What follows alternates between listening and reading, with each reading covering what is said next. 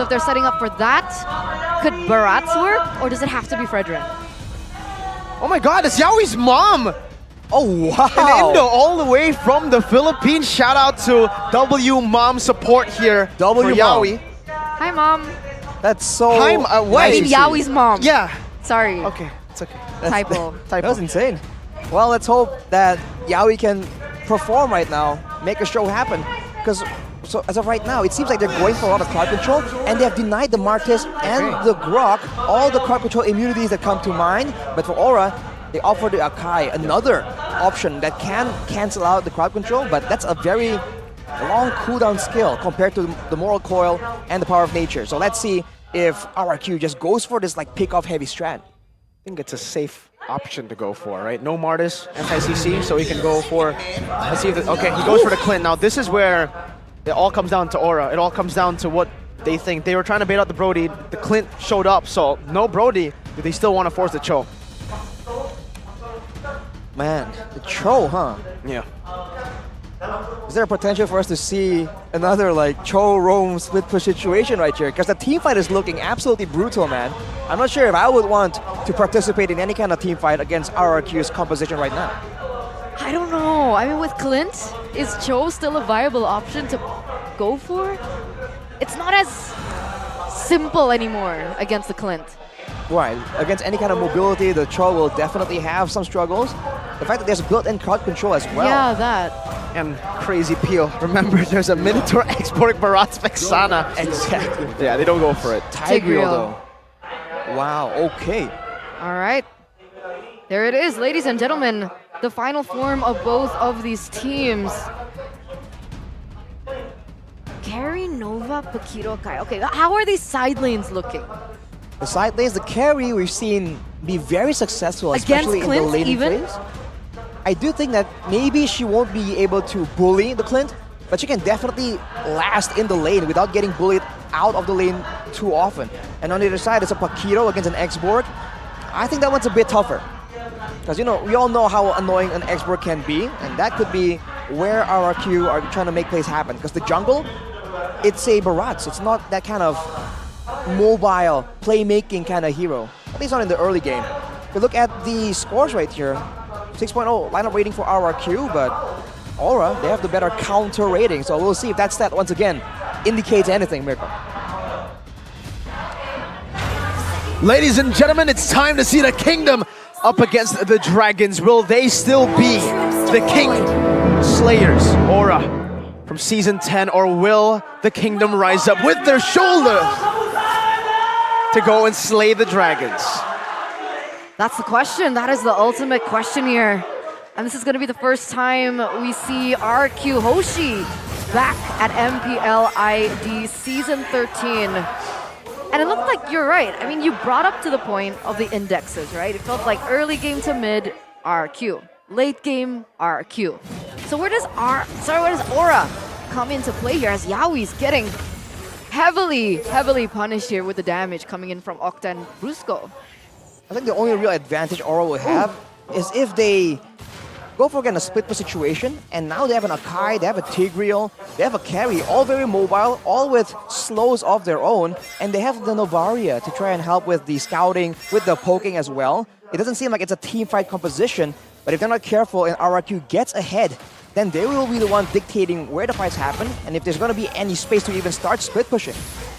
All right. Around here already marching down on the bottom side. Skylar, is he going to get it? Mm-hmm. Arashi, no purifies at all for both teams. But that's a very bold maneuver, because there's still a great chance that Aura can actually go for a big engage with the Tigreal, with the Akai as well. There's a lot of ways they can flank with the Paquito even. So for RRQ to not bring any purifies, that's definitely a bold maneuver.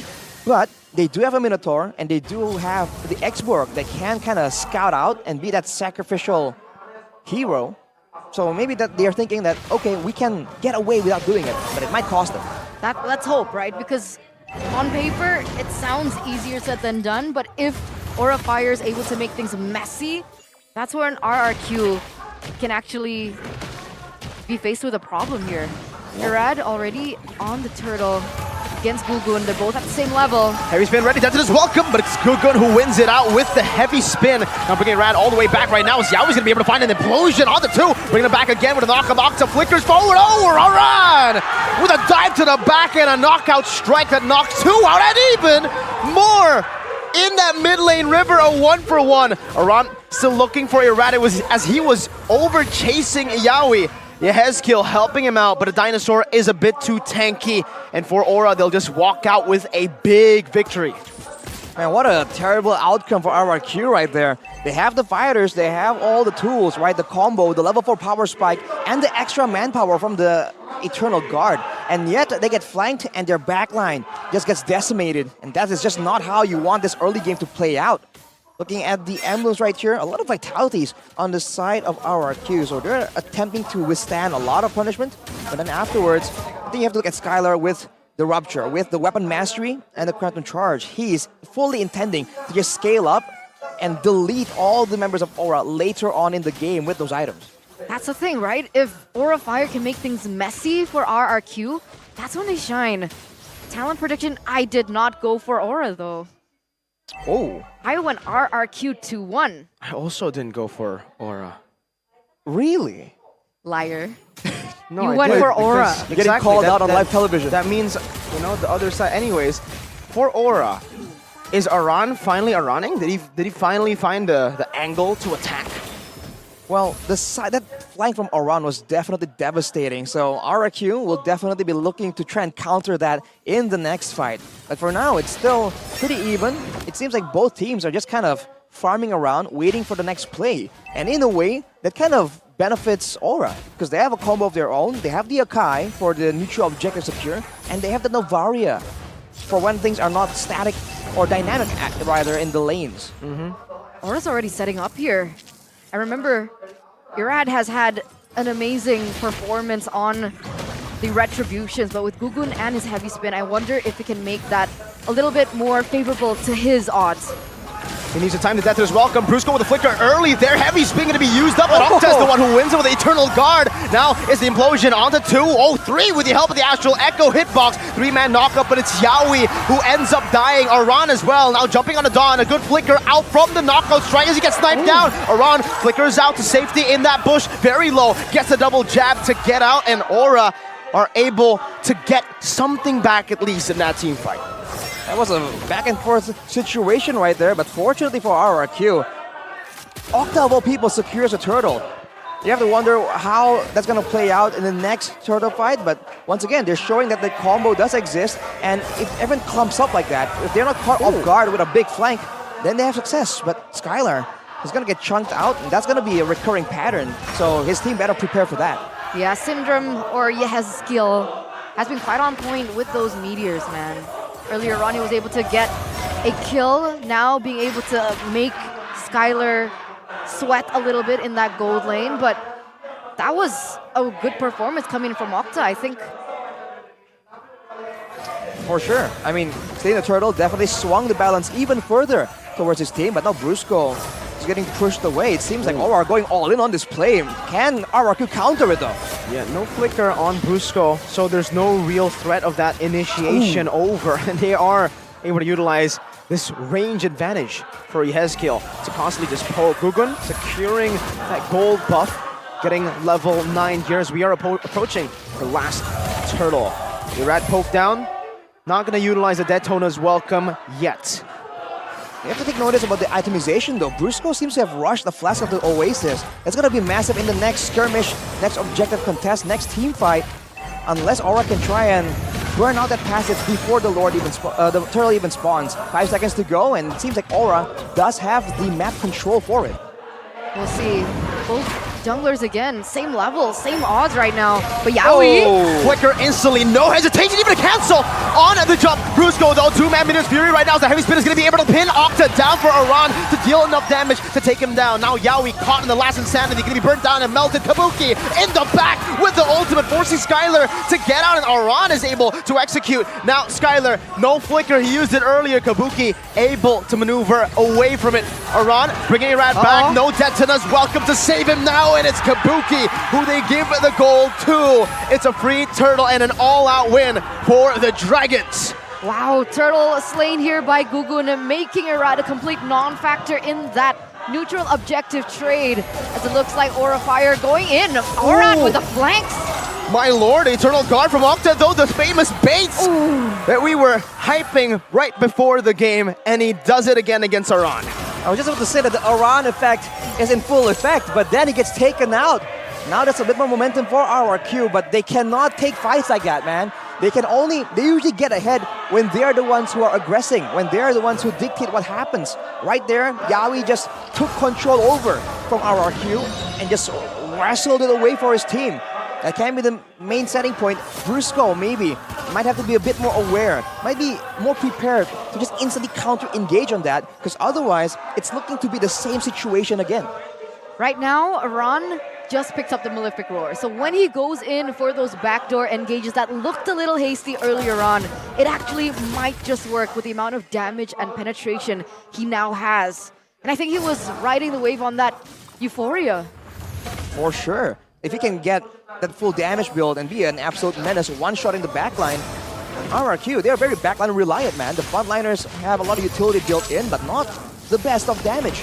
And to make things worse, YEAHHH has finished his Lightning Truncheon, so if the backline gets hit by the Astral Sphere, that's nothing to scoff at. As we take a closer look at the items right here, already a Heptasis and an Endless Battle built in for Skylar though, so against the backline, again, if he can get to them, that's a lot of true damage, that's a lot of burst.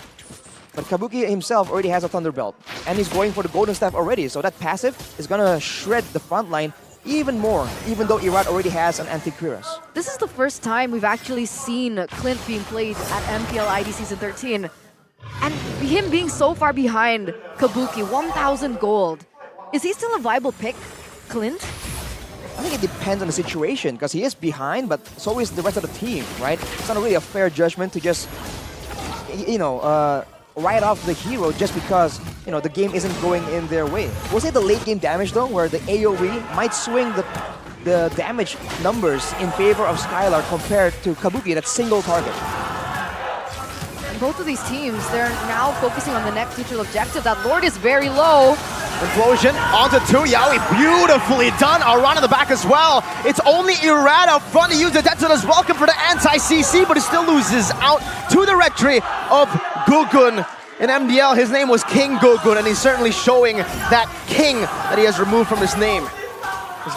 He's trying to show that king factor against the kings. That is poetic.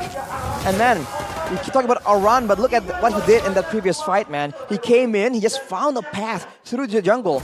And for RRQ, they gotta start rationing the crowd control, man. They use a lot of the spells already to try and get a lead, get an advantage in the setup.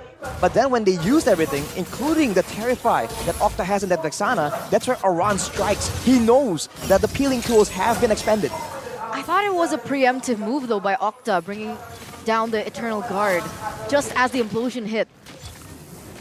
I think the Eternal Guard being put early on works, but then the first skill he needs to save, or vice versa. If he wants to use the first skill, then he needs to save that Eternal Guard, because otherwise, what are you going to do when someone jumps on you? That's true, You just that's have to true. walk backwards. All right, non-factor.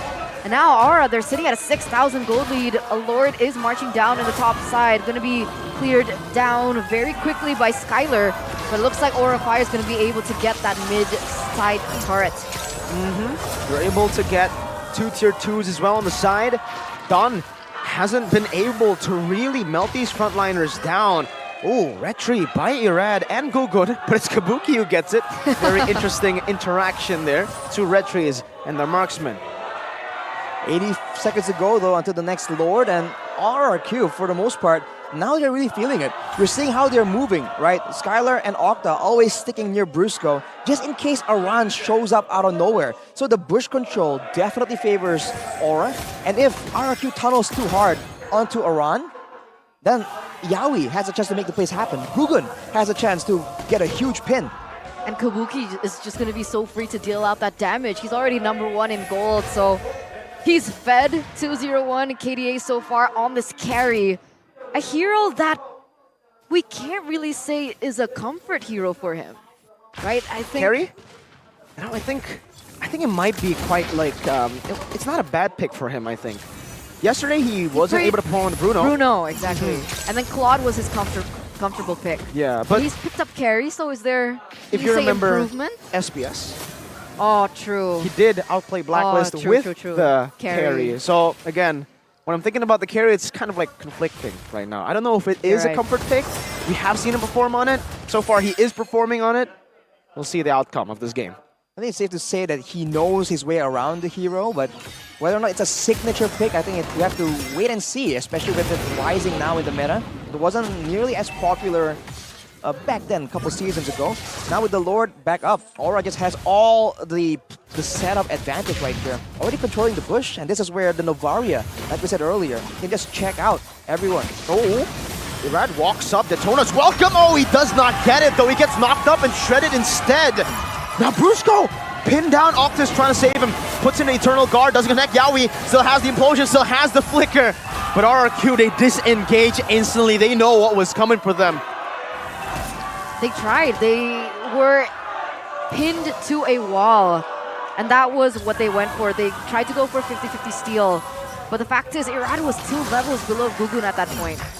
So it was very unlikely. It's a desperate steal attempt. Unfortunately, it didn't work out.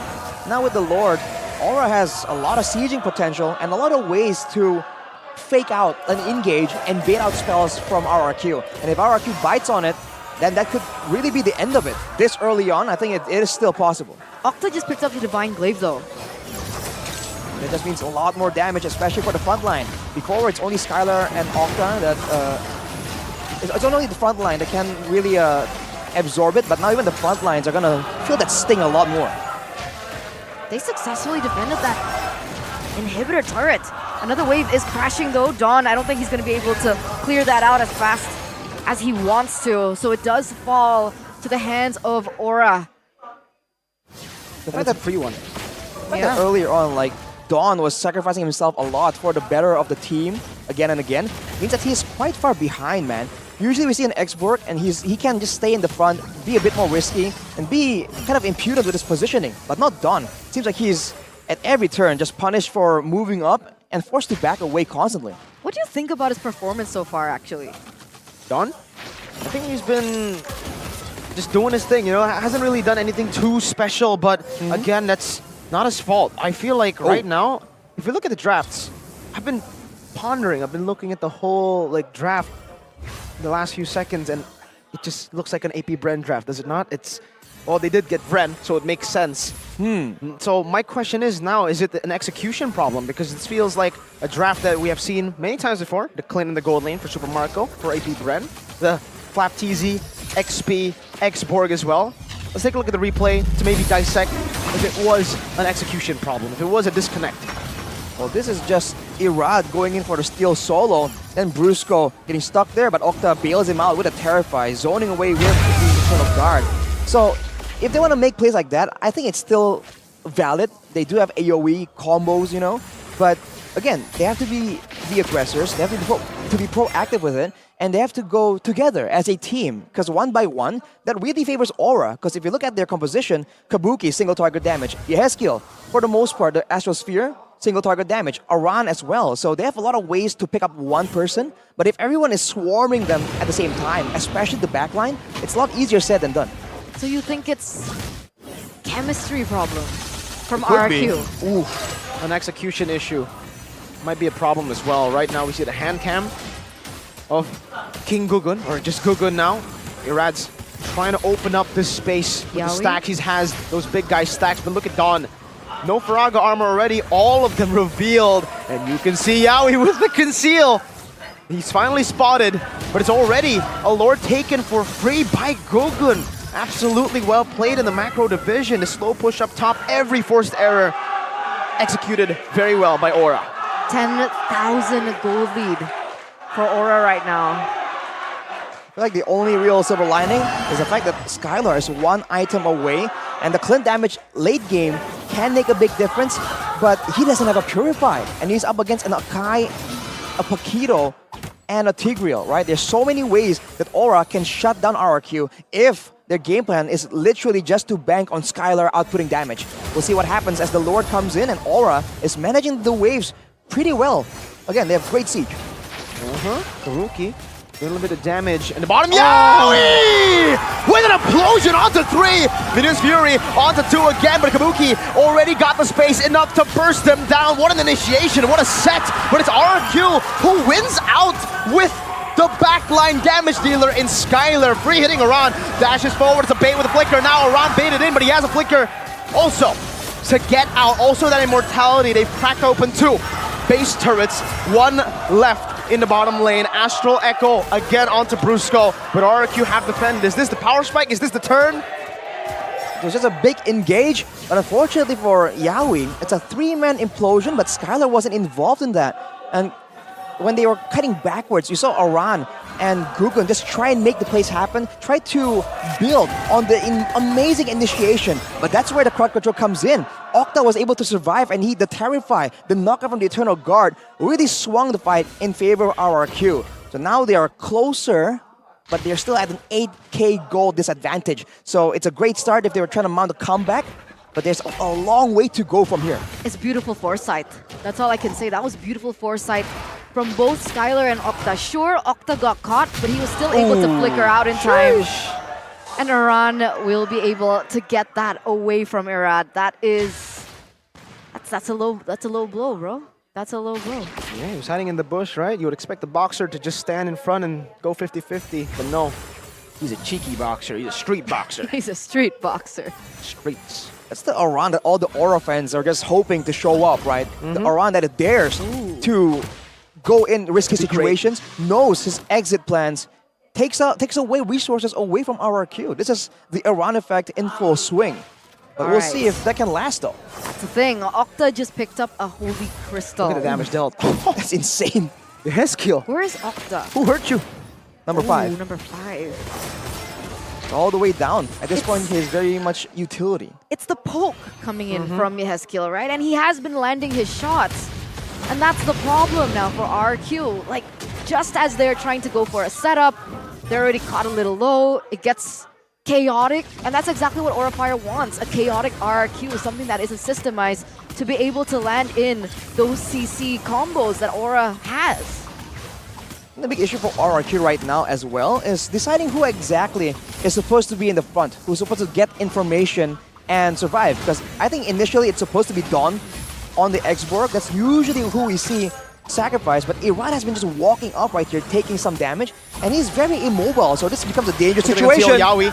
Conceal in the back now onto Irad. Jumping forward, Death is welcome, implosion. Gonna be cancelled, munched up, but Irad gets melted down. Oh, 2-man stun onto Kabuki! He's able to dash away, Yaoi's still there, Gugun securing the Lord. Around with the flank right now, as that's gonna be Skylar still in the base, waiting and clearing the waves. RRQ did not have the same vision for how that fight was going to go. They did not have any follow-up. That was already really good on Kabuki.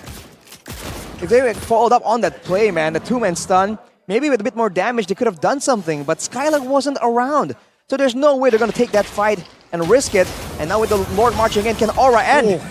5-man, Astral Echo. Dawn pinned down right there as Kabuki makes quick work of that Faraga armor, but it is all a distraction for the Lord to be taken down.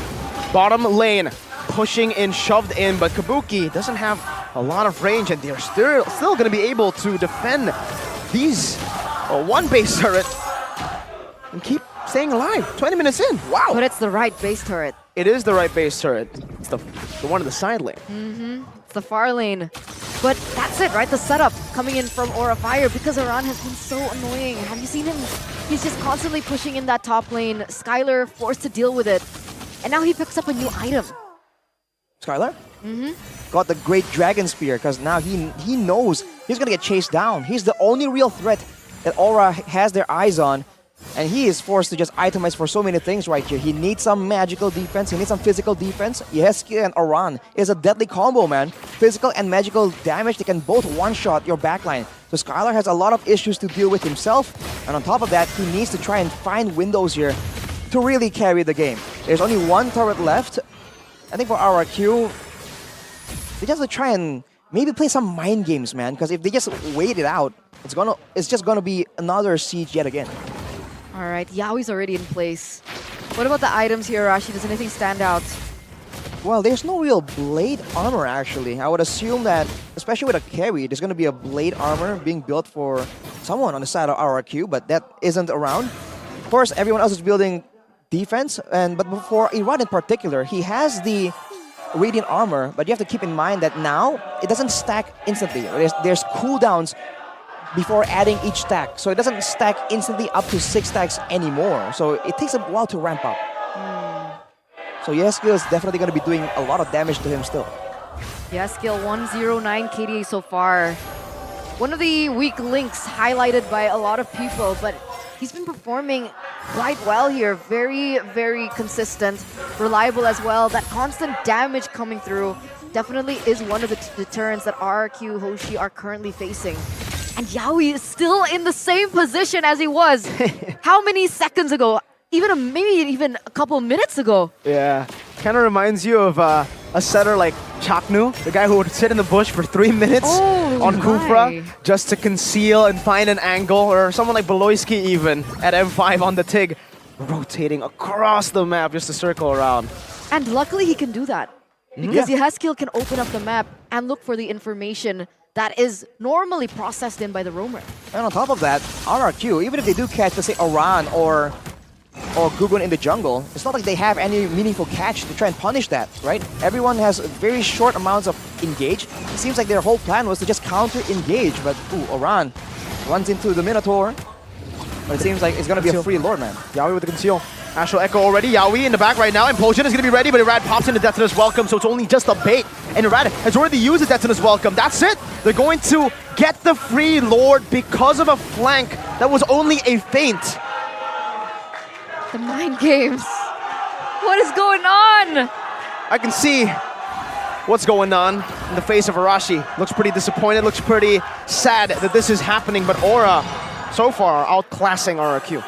We'll have to see. I mean, yeah, there's not much you can say about that. At this point, with Aura having all the cards, right, all the engages, knowing when to start the fights, having all the intel coming in from YEAHHH as well, RRQ are just forced to play reactive, and if they do mount a comeback, it's gonna be built on the back of a mistake from Aura. I feel like at this point, that's the only way to put it, because it's not like Brusco is about to do a random Minuan Fury Flicker combo.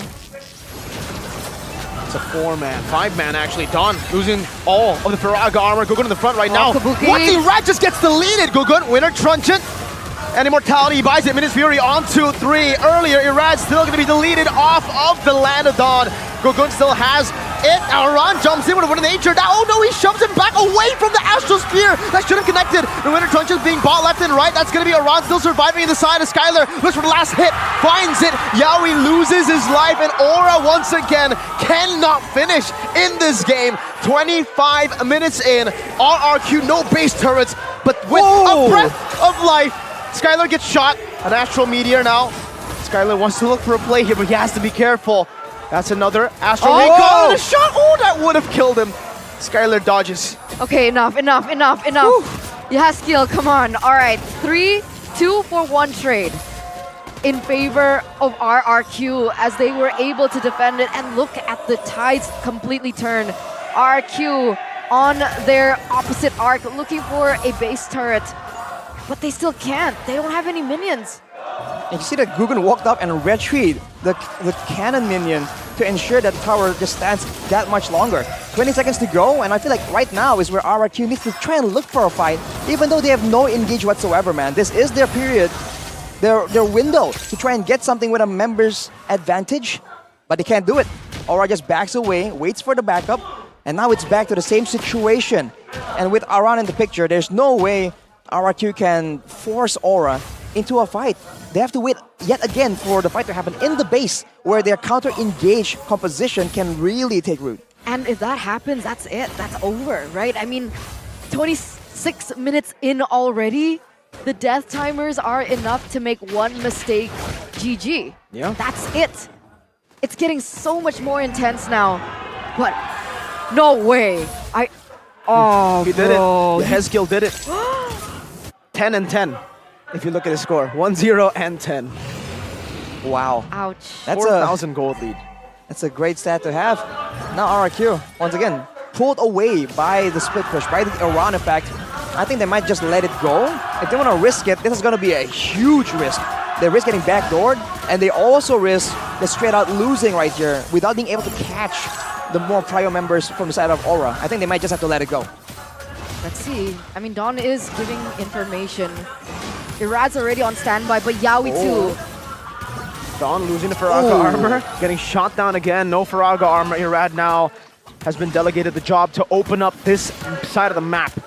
Skylar earlier was able to get a good shot on Aran, but he's still slow pushing that mid and the top side. He's always just staying out of the vision pocket. So that RRQ will be constantly thinking, where is this Paquito? Are they flanking? Yaoi as well, doing the same thing. Gogun is holding on to the Lord. Irad taking control. But they're going for they it. want to commit right now. Paquito's up top already in vision. Irad versus Gogun, but it's YEAHHH What? who finds it. Now it's Irad who falls to Kabuki, and Yaoi finds an implosion to bring them back. Say goodbye to Brusco, say goodbye to Irad.